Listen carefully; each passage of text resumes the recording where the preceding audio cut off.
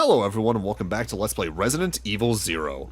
In the last part, we got even deeper in the treatment facility, fighting the tyrant off once again and getting ourselves some battery fluid made up from some chemicals and water. And now we're gonna get even deeper into this place. With that said, when I say even deeper, we're actually getting close to the end. In fact, going through that door right there brings us back to the room we reunited with Billy, I think at the beginning of last part, ended 2 parts ago technically. So for right now, our goal is twofold. For one thing, we have the battery fluid. We need to make a full battery still, even though we haven't seen the hole the battery goes into yet. But to do that, we first need to actually reunite Billy and Rebecca once again, because he's all the way back over where the gondola started, and Rebecca's all the way over here. Thankfully though, since we lowered the water using the floodgate last time, there's a pretty easy way to reunite the two of them at this point.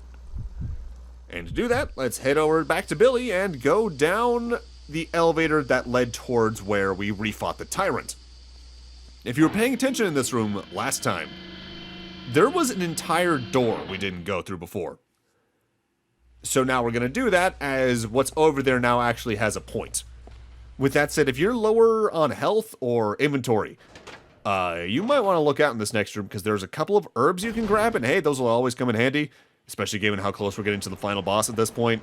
The big thing to fear is climbing down this ladder. When you're down here, a lurker spawns in.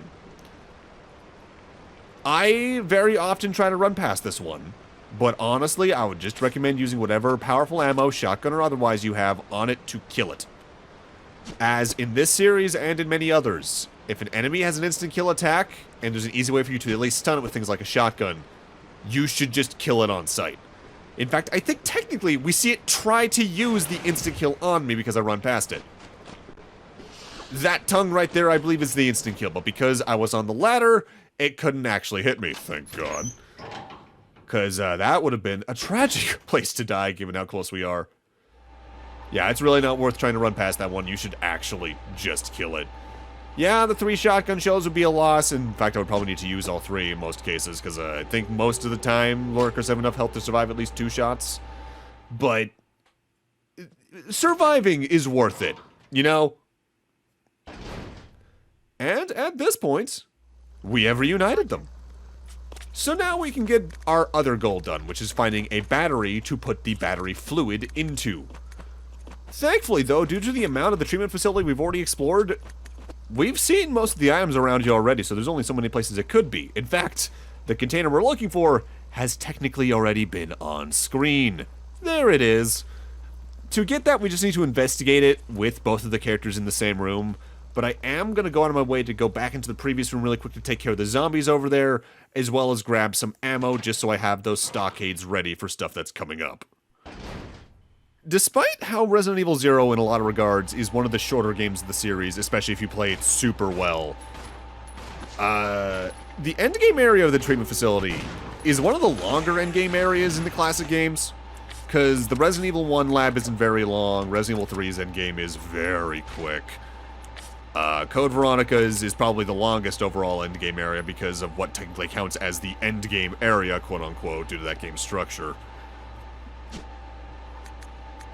The only one that's about the same length of this, I would say, is a first playthrough run of Resident Evil 2, because the time in the lab there can take a bit longer for first-timers.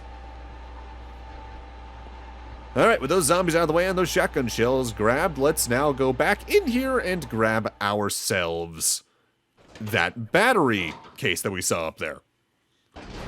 Like I said, in order to actually grab it, just walk up to it and investigate it when you have both characters. I think if you investigated it with just Rebecca, she would have noted that it's too high up there. There's something up on the shelf. Give Rebecca a boost.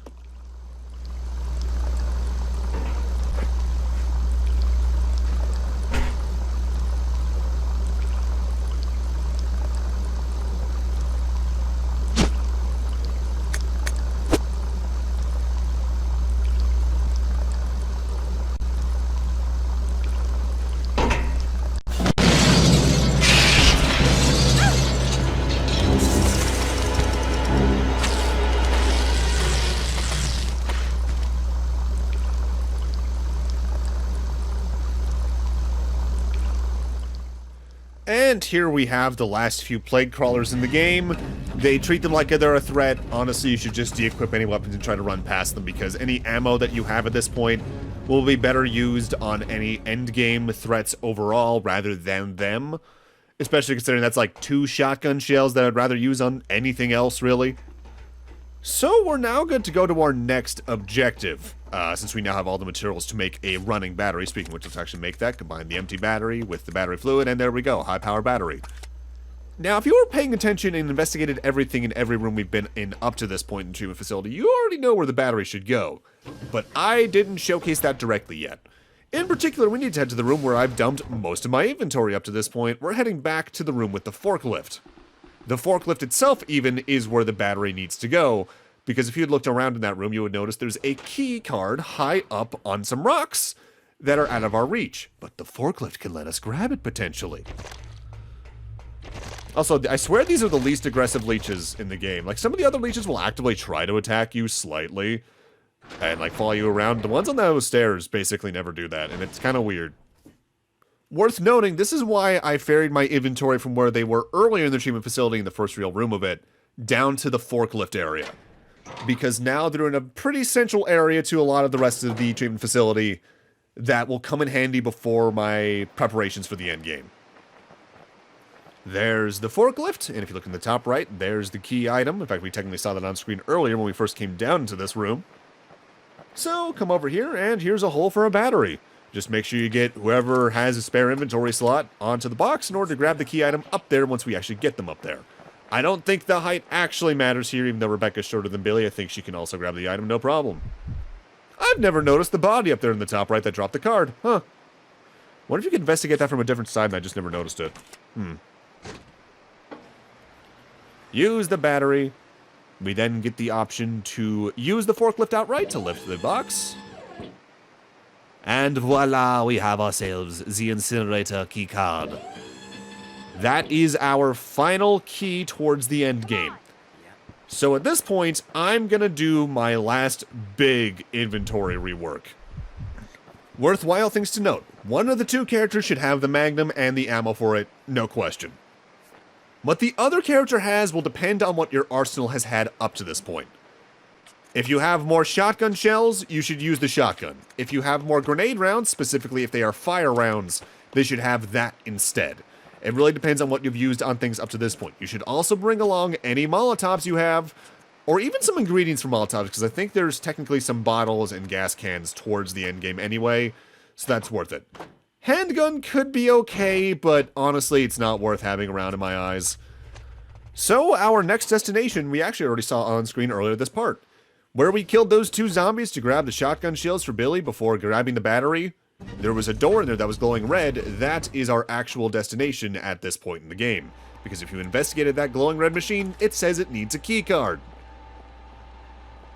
And here we are.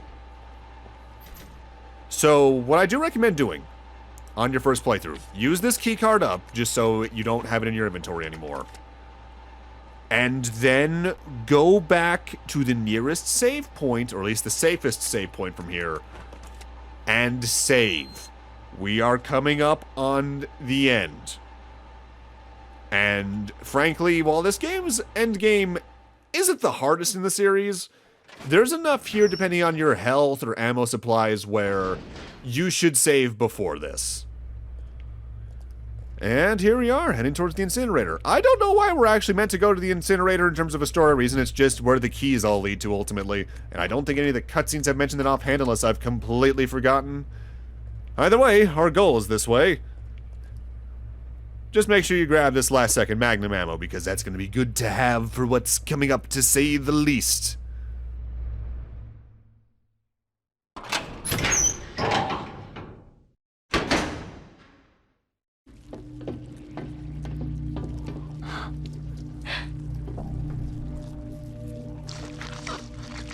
Welcome, young ones. So glad you have joined the party. You are the guests of honor. After all, it's your wake. Who are you? Dr. Marcus? No, you can't be. What's going on? 10 years ago, Spencer had me assassinated.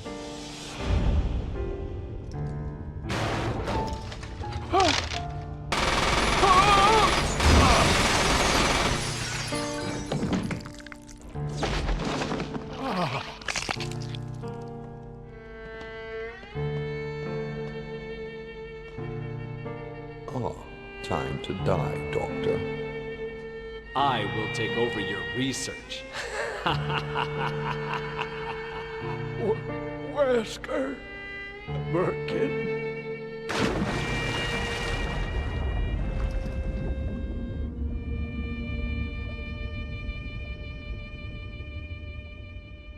However, something wondrous happened.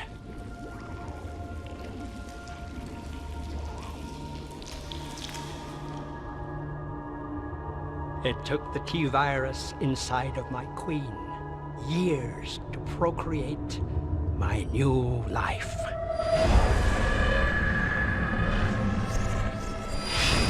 I live. Now I will have my revenge on Umbrella, and the world will burn in an inferno of hate. You'll pay for what you've done. We'll see which one of us is gonna die.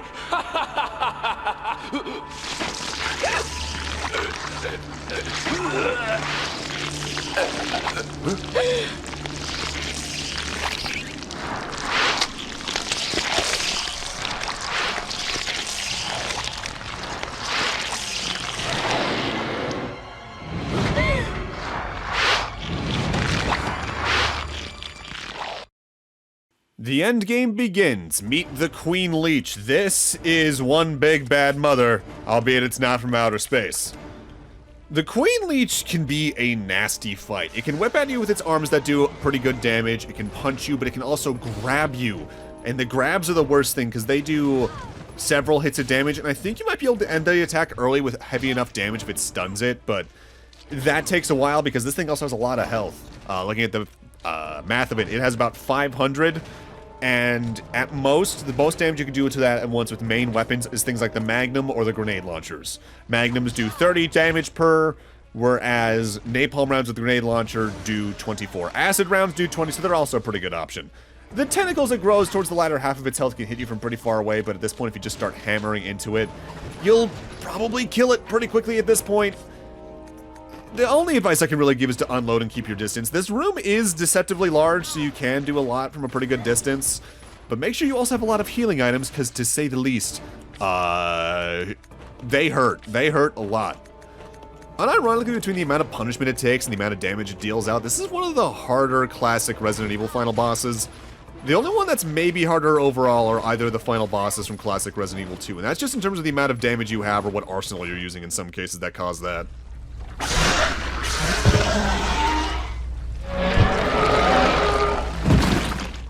Mind the fact you're watching 2 health bars instead of 1 helps a lot with that. On top of that, other classic Resi final bosses aren't exactly usually the biggest threats. Like RE1 Tyrant, not really much to worry about in either fight. RE3's final boss is pretty easy despite what facing that guy the rest of that game is like. Code Veronica's final boss is pretty quick and easy. It's like, yeah, it's either this or the A-B scenario final bosses in Resi 2. And even then, I think those are ultimately easier fights just due to the fact you're not worrying about 2 health bars. It's usually either their speed or their damage that's the bigger threat otherwise. So, defeating that boss drops 2 keys, and since there's 2 keys and 2 characters, each character gets a key, and 1 goes into each of these consoles. The one I gave to Billy goes into the console on the left, the one that we gave to Rebecca goes in the console on the right. Nothing happens if you mess it up, it's just a matter of figuring out which key goes where, really.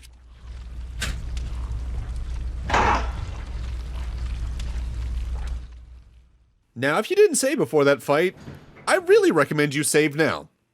Because this is the final save point in the game. I believe technically this is also the point of no return. You might be able to return to the prior parts of the treatment facility before the Queen Leech fight a moment ago, but I just never do because I usually have everything I needed ready for this. And in case it's obvious, we're not done because they're giving us a lot of items here. Red herb, green herb, 2 first aid sprays, handgun ammo, shotgun ammo, and base grenade rounds. Notably, also on easy mode, they give you napalm rounds for your grenade launcher in here, so they want you armed and ready for what's coming up. Best advice, give one of each of the first aid sprays to both characters. Whatever mixed herbs you have left, spread them equally between them, and keep high damage weapons on either character. And of course, make sure you save. And to my memory, it doesn't even matter if you save in terms of your ranking. I think saves don't count for you in that regard. I think the ranking of this one's entirely determined by maybe deaths in time, but I'll look into that between now and next time. But with that, I'm going to need to end this off here. Thank you guys for watching, and in part 14, we're finishing off the game. See you guys then.